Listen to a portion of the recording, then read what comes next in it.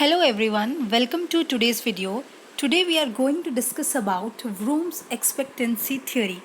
So let us understand in detail what is Vroom's expectancy theory, what does this theory says. So सबसे पहले we'll discuss about the origin of the theory कि theory को जो है वो किसने propose किया था और वो कब जो है theory develop हुई थी. Expectancy theory was proposed by Victor Vroom of Yale School of Management in 1964. तो व्रूम थ्योरी जो है वो किसने प्रपोज की थी? विक्टर व्रूम ने 1964 में इस थ्योरी को डेवलप किया था.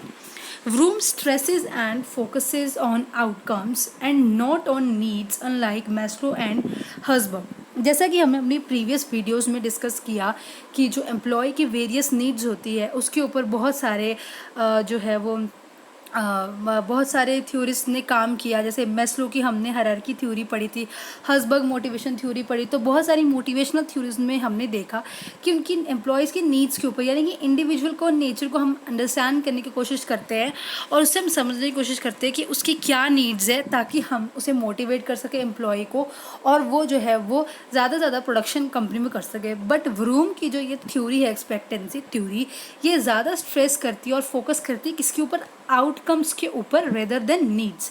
यानी कि आउटकम यानी कि एक एम्प्लॉय को एक सिंगल प्रोजेक्ट करने के बाद उसे क्या जो है वो रिवॉर्ड मिलता है, क्या आउटकम उसको उस काम करने के बाद मिलती है. यानी कि अगर कोई मुझे ये बोलता है कि आपको ये प्रोजेक्ट करना है तो मुझे उसके बदले में क्या मिलेगा, क्या आउटकम मिलेगी, ये मुझे मोटिवेट करेगा और वो जो चीज़ है मुझे वो आगे जो है वो फोर्स करेगी उस प्रोजेक्ट को करने के लिए, उस प्रोजेक्ट को हाँ करने के लिए. तो कौन सी चीज़ आपको स्ट्रेस करती है? व्रूम ये की थ्योरी के अकॉर्डिंग वो क्या है? आउटकम है. The theory states that the intensity of a tendency to perform in a particular manner is dependent on the intensity of an expectation that the performance will be followed by a definite outcome and on the appeal of the outcome to the individual. तो ये theory state करती है कि intensity जो है वो tendency to perform a particular manner is dependent किसके ऊपर, यानी कि क्या टेंडेंसी है मैं किसी काम को परफॉर्म करूँ या नहीं करूँ. एक इंडिविजुअल किसी काम को परफॉर्म करना चाहता है या नहीं चाहता है या कितना उस काम को करने के लिए मोटिवेटेड है, वो डिपेंड करता है उसका intensity of an expectation that the performance will be followed by a definite outcome. यानी कि वो जो परफॉर्मेंस है वो क्या आउटकम को फॉलो करती है, क्या उसके बाद डेफिनेट आउटकम आती है.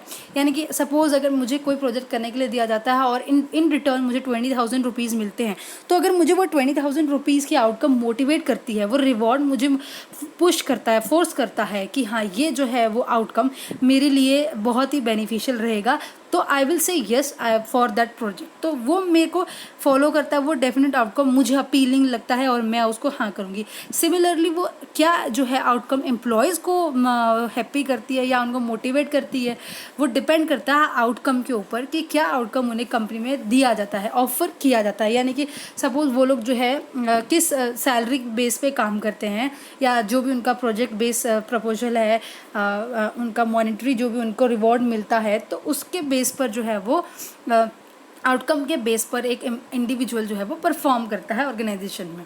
तो ये थ्योरी बोलती है विक्टर व्रूम की थ्योरी. अब विक्टर व्रूम थ्योरी में बेसिकली देयर आर 3 फैक्टर्स, 3 की एलिमेंट्स है जो इस थ्योरी में काम करते हैं. ये क्या बोलता है कि मोटिवेशन जो है यानी कि फोर्स, मोटिवेशन को हम फोर्स भी कह सकते हैं. Motivation is equal to what? It is equal to expectancy into instrumentality into balance. यानी कि इन 3 चीज़ों को अगर हम मल्टीप्लाई कर देते हैं और अगर इन 3 चीज़ों का पॉजिटिव रिजल्ट आता है तो मोटिवेशन जो है वो सक्सेसफुल हो सकता है, सक्सेसफुल हो पाएगा एक इंडिविजुअल के लिए.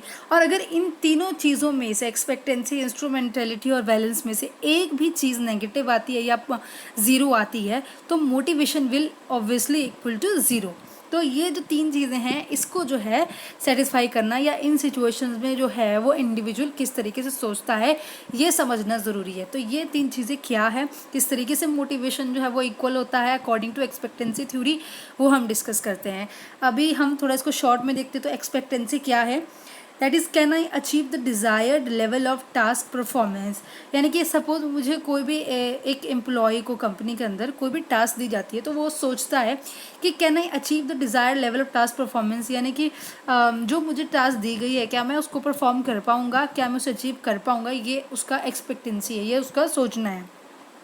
देन इंस्ट्रूमेंटलिटी क्या होता है, what work outcomes will be received as a result of performance, यानी कि व्हाट वर्क आउटकम, क्या आउटकम उसे रिसीव होगा as a result of performance, यानी कि जो वो परफॉर्म करेगा, जो वो टास्क करेगा, काम करेगा, उसके बदले में उसे क्या आउटकम रिसीव होगा, that is what is known as instrumentality. And valence क्या है, how highly do I value work outcome, यानी कि जो काम के बदले मुझे आउटकम मिल रहा है, जो रिवॉर्ड मुझे मिल रहा है, या जो भी कुछ पैसे या मॉनेटरी बेनिफिट या कोई भी बेनिफिट, प्रमोशन या जो है ग्रोथ मुझे मिल रही है, कुछ भी जो उसको इन रिटर्न मिल रहा है आउटकम, वो कितना हाईली वैल्यूएबल है मेरे लिए, जो भी इंडिविजुअल है जिसे प्रोजेक्ट असाइन किया गया, तो जो उसका आउटकम मिल रही है तो वो कितना ज़्यादा उसके लिए उसको बेनिफिट करता है, उसको मोटिवेट करता है फर्दर, उसको जो वो रिवॉर्ड है वो पुश करता है आगे बढ़ने के लिए, या वो हैप्पी है उससे या नहीं है, तो वो है वैलेंस। यानी कि अगर मुझे एक प्रोजेक्ट के लिए करने के लिए अगर आज मेरे को मेरा बॉस 20,000 ऑफर कर रहा है, सपोज नेक्स्ट टाइम मुझे वो same project next time offer करता है और मुझे वो बोलता है कि I will give you 30,000 rupees for this particular project, तो मेरे लिए उसकी वैल्यू और हाई हो जाएगी, तो मेरे लिए उसकी वैलेंस जो है वो ज़्यादा वैल्यूएबल रहेगी, क्योंकि मेरे को जो इस बार आउटकम मिल रहा है वो ज़्यादा मिल रहा है, तो मैं उससे ज़्यादा खुश हूँ, तो वो है आपका बैलेंस। तो चलिए अब हम इससे इन 3 फैक्टर्स को और अच्छे से डिटेल में डिस्कस करते हैं। सबसे पहले बैलेंस, जैसे हमने अभी डिस्कस किया, तो अभी और से रीड करते हैं। The value a person places on the rewards that he expect to receive from his performance, यानी कि जो वो आउटकम उसे मिलने वाली है वो उसको कैसे वैल्यू करता है एक एम्प्लॉय, एक इंडिविजुअल, यानी कि मुझे जो आउटकम मिलने वाली है मेरे लिए वो कितनी ज़्यादा वैल्यूएबल है, कितनी कम है। तो इसके लिए क्या है, आपके पास 3 वैल्यूज़ है, या तो वो पॉजिटिव है या नेगेटिव है या ज़ीरो है। पॉजिटिव है इफ़ रिवॉर्ड्स एनकरेजेस बिहेवियर, यानी कि अगर वो एनकरेज करती है मेरे बिहेवियर को, मुझे खुश करती है और हैप्पी करती है, तो वो मेरे लिए क्या है, पॉजिटिव है। अगर नेगेटिव है, if rewards for outcome result in dissatisfaction, यानी कि जो आउटकम है जो मुझे मिलेगा उसके बाद रिजल्ट काम करने के बाद, अगर वो डिससेटिस्फाइड है, यानी कि मेरी परफॉर्मेंस को जो है वो उन्होंने कंसीडर ही नहीं किया मेरे बॉस ने, और मुझे जो है वो उसके लिए कुछ जो है कोई भी उसको कंसिड्रेशन नहीं मिल रहा है, कोई भी मेरे लिए जो है उसकी एप्रिसिएशन नहीं है कंपनी में, तो मेरे को जो है वो नेगेटिवली फील होगा और मेरा जो रिवॉर्ड होगा वो नेगेटिव होगा, तो यहाँ पे मेरा वैलेंस जो है उसकी वैल्यू बहुत कम हो गई है। Then zero, if reward has no effect on the behaviour, और अगर मुझे जो है वो इस तरीके का आउटकम मिलता है कंपनी में, यानी कि कुछ भी नहीं बोलता है मेरा बॉस, सपोज ना ही वो अप्रिशिएट करता है, ना ही वो जो है वो मेरी कंप्लेंट्स करता है, या कोई भी मुझे पनिश करते हैं, या मेरी जो है वो मिस्टेक्स जो है वो मुझे बताते, कुछ भी नहीं बोलते, तो कोई इफेक्ट ही नहीं पड़ता उसका, उस रिवॉर्ड का मेरे बिहेवियर को, यानी कि मेरे बिहेवियर पर उस आउटकम का कोई रिवॉर्ड ही नहीं, कोई कुछ इफेक्ट ही नहीं पड़ रहा है, ज़ीरो इफेक्ट है, क्योंकि ना ही मुझे कुछ अप्रिशिएशन मिली है, ना ही मेरे को कोई पनिश किया गया, ना कुछ उन्होंने मेरी मिस्टेक्स के बारे में बताया, ना ही मेरे परफॉर्मेंस के बारे में कुछ बोला, तो यहाँ पर आपका ज़ीरो इफेक्ट रहेगा बिहेवियर के ऊपर, यानी कि मेरे को यहाँ पर जो आउटकम आया ना उसका वैल्यू उसका वैल्यू क्या था, ज़ीरो था, और नेगेटिव में है क्योंकि अगर जो है आउटकम रिजल्ट जो डिससेटिस्फाइड रिजल्ट आता है, यानी कि सपोज अगर आपका बॉस आपको प्रॉमिस करता है कि इस प्रोजेक्ट के बाद आपको प्रमोट किया जाएगा आपकी अपकमिंग जो है वो प्रमोशन के लिए, और यहाँ आपको प्रमोट नहीं किया जाता है सपोज, तो यहाँ पर आपका रिवॉर्ड जो है, जो आउटकम आपकी आनी थी उससे आप क्या हुआ, डिससेटिस्फाइड, और उससे आपका नेगेटिव जो है वो बिहेवियर हो गया मतलब आपका मोटिवेशन जो है वो नेगेटिव रहा। और पॉजिटिव रहता है अगर आपको आपका बिहेवियर एनकरेज होता है और आपको जो है वो आपकी वैल्यूएबल वर्थ जो है वो आउटकम आपको मिलता है। तो ये 3 चीज़ें वैलेंस में आती है, क्योंकि ये पॉजिटिव नेगेटिव ज़ीरो हम लोग इसलिए डिस्कस कर रहे हैं क्योंकि अगर वैलेंस एक्सपेक्टेंसी और इंस्ट्रूमेंटेलिटी तीनों चीज़ों में से एक भी जगह अगर आपका ज़ीरो आ जाता है तो क्या हो जाएगा वो, क्योंकि हम तीनों को मल्टीप्लाई करते हैं तो 0 × 1 × 1 तो क्या हो जाएगा, वो पूरी इक्वेशन आपकी ज़ीरो हो जाएगी। तो कहीं पे भी अगर आपका ज़ीरो आ जाता है तीनों चीज़ों में से, तो आपकी पूरी इक्वेशन जो है वो इज़ इक्वल टू ज़ीरो हो जाएगी, यानी मोटिवेशनल लेवल वहाँ पे ज़ीरो होगा इंडिविजुअल का। तो इसलिए हम पॉजिटिव, नेगेटिव और ज़ीरो को कंसिडर करते हैं, ताकि हमारे आउटकम में जो है वो किस तरीके का फ़र्क नज़र आ रहा है। तो वैलेंस हमने कर लिया। अब नेक्स्ट हम करते हैं एक्सपेक्टेंसी। एक्सपेक्टेंसी क्या है? The perceived relationship between a given level of effort and an expected performance. यानी कि जो रिलेशनशिप है, मुझे आज जो है वो टास्क असाइन की गई है बॉस ने, तो आज मैं क्या सोच रही हूँ कि क्या मैं ये परफॉर्मेंस कर पाऊँगी, I will be able to perform the task और नॉट। तो मैं क्या सोच रही हूँ, क्या रिलेशनशिप है between a given level of effort and an expected performance. यानी कि जो परफॉर्म मुझे करना है, एक्सपेक्टेड परफॉर्मेंस है, और आज के लेवल ऑफ एफर्ट से मैं उसको सोच रही हूँ कि क्या मैं उसे परफॉर्म कर पाऊँगी या नहीं परफॉर्मूँगी। तो it is the believe that efforts leads to performance. तो क्या बिलीव है आपका बिलीव जो है अगर वो पॉजिटिव है, तो डेफिनेटली आप परफॉर्मेंस को जो है वो क्रैक कर पाएंगे, अचीव कर पाएंगे। अगर आप बहुत ज़्यादा नेगेटिव है या लो मोटिवेटेड है, तो आप उसको आपकी एक्सपेक्टेंसी या आपका एक्सपेक्टेड परफॉर्मेंस जो है वो डाउन हो सकता है। तो इसकी दो वैल्यूज़ आपकी है, ज़ीरो और वन। यानी कि या तो आप यहाँ पे उसको कर नहीं पाओगे टास्क को, और या फिर आप उसके कर दोगे, दो ही चीज़ें हो सकती है। इफ़ एफर्ट्स आर अनसक्सेसफुल, यानी कि अगर आप परफॉर्मेंस को अप टू द मार्क 100% नहीं कर पा रहे हो, तो वो यहाँ पे ज़ीरो है।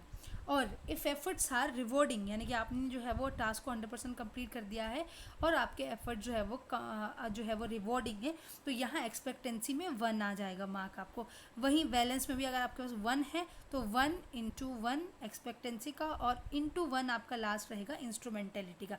तो इन तीनों सिचुएशंस में आपका ये 1-1 होना ज़रूरी है, आपका मोटिवेशन जो है वो मेंटेन रहने के लिए। अगर ज़ीरो कहीं पे भी आता है, तो जो है वो सारी क्वेश्चन आपकी ज़ीरो हो जाएगी। तो एक्सपेक्टेंसी में ये है कि आपका बिलीव जो है क्या है, कैसा आप एक्सपेक्ट करते हो कि आप उसे परफॉर्म कर पाओगे टास्क को या नहीं कर पाओगे। अगर आपका बॉस आपको आज आके जो है वो ग्रुप मीटिंग में आपको कोई टास्क असाइन करता है, तो आप ये सोचोगे कि हाँ, मैं ये परफॉर्मेंस जो है मैं कर पाऊँगी नहीं कर पाऊँगी। ओके, तो आप ये ऐसे भी सोच सकते हो इसको कि मुझे ये टास्क असाइन किया गया है। लास्ट टाइम जब मुझे जो है वो प्रोजेक्ट मिला था, तो मुझे उसके बाद बहुत अप्रिसिएशन मिला था, बहुत रिकॉग्निशन मिला था, बहुत रिस्पेक्ट मिली थी। तो अगर मैं इस टास्क को भी परफॉर्म करूँगी, तो मुझे और ज़्यादा जो है वो कंपनी में रिकॉग्निशन मिलेगी। तो दिस वे आप तो और मुझे चैलेंजिंग जॉब्स और ऑफर होंगी, तो और जो है मैं कंपनी में ग्रो कर पाऊँगी। तो अगर आप इस तरीके से सोचते हैं पॉजिटिवली, तो डेफिनेटली आप उसे कंप्लीट कर पाओगे। और अगर आप सोचोगे कि नहीं, मैंने लास्ट टाइम नहीं परफॉर्म कर पाई थी और इस बार भी नहीं कर पाऊँगी, तो आपका जो है वो परफॉर्मेंस ज़ीरो हो सकता है। तो चलिए, हमने दो पॉइंट्स डिस्कस कर लिए। अब थर्ड फैक्टर हम डिस्कस करते हैं, दैट इज़ इंस्ट्रूमेंटेलिटी। इंस्ट्रूमेंटेलिटी क्या है?